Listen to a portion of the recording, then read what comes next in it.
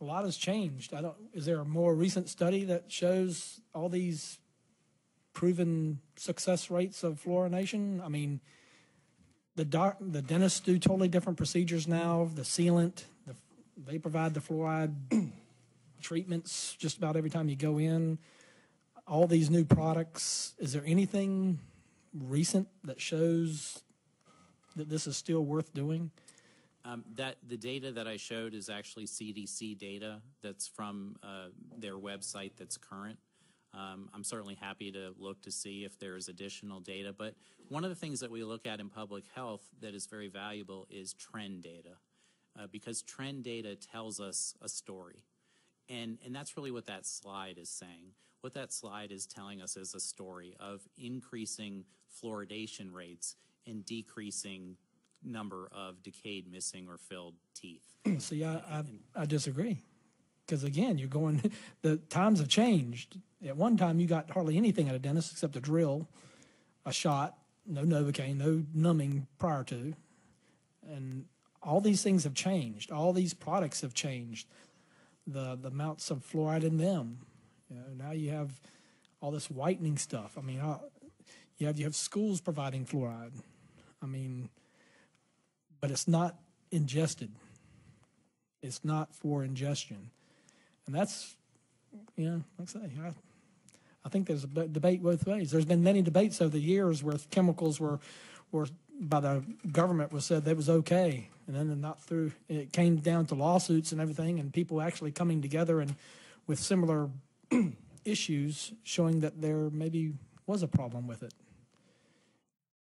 I just hate to hear of a couple of our kids or adults, whether one or two, in this county having some sort of negative impact with it.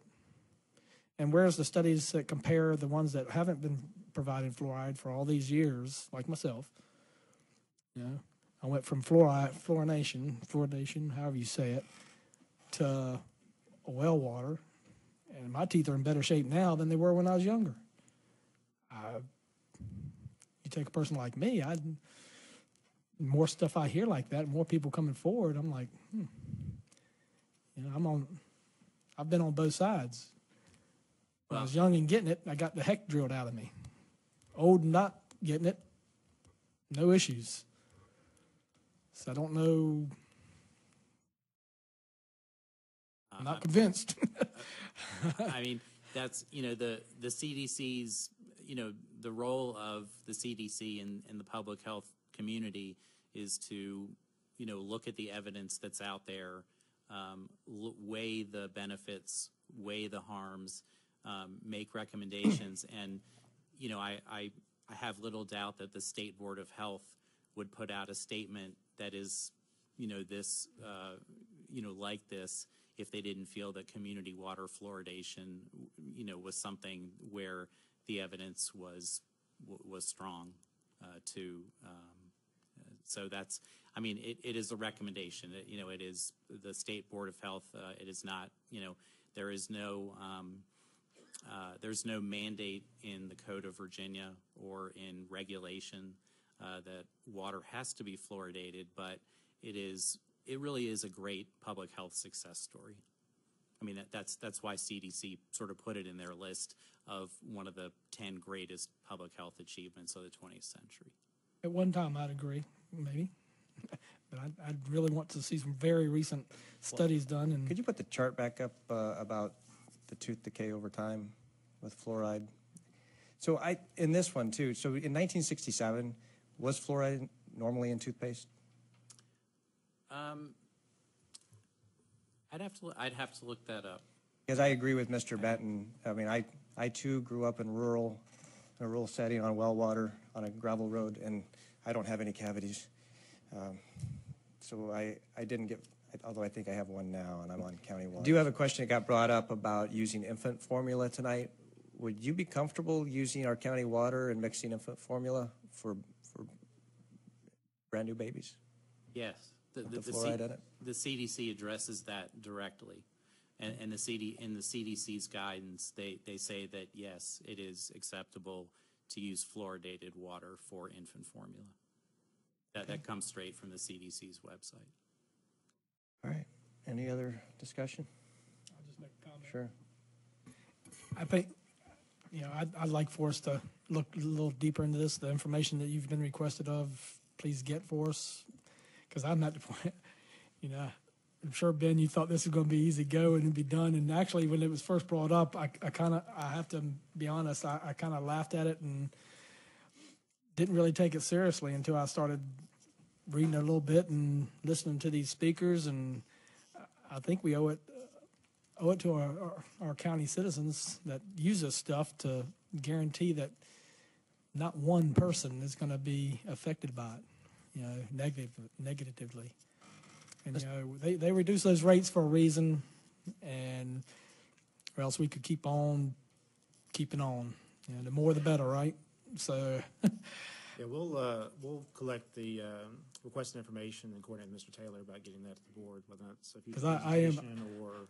I'll be honest with you, I'm about that close to making a motion. Whether it would pass or not, I have not a clue, but to get it out of our water system. But I think it's too early it'd be too premature, and I want to look into some articles myself a little more in depth, and I'd like to see some of these studies specifically from our great CDC that says it's all good to go, and how they came up with these results that were so spectacular as far as the use of the fluorination and how our teeth decay went substantially down, and how we saved millions of dollars from our citizens having to go to the dentist and all kinds of good stuff like that.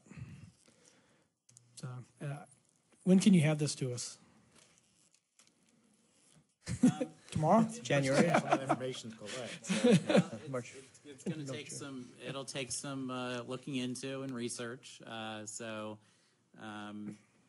hard for me to put a specific timeline on it. Would our second meeting in January work, or that too close? Second meeting in January.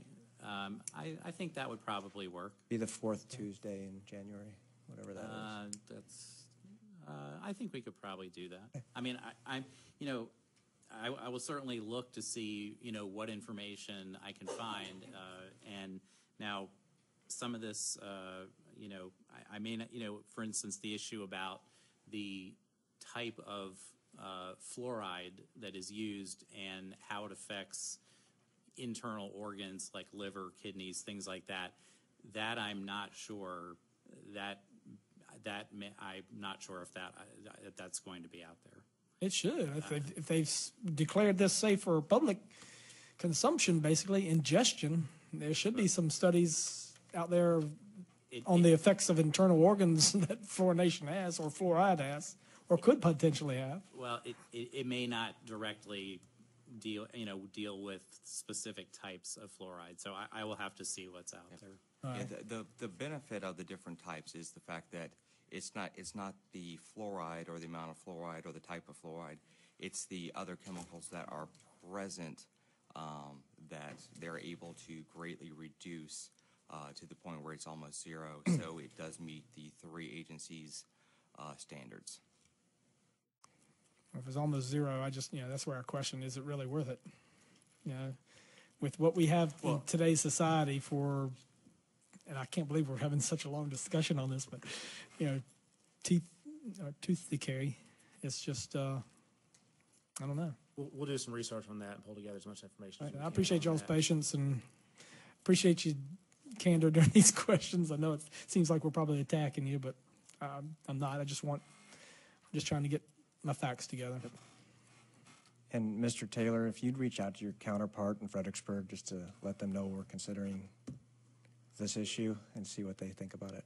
We'll be good neighbors with them. All right. Thank you, guys. All right.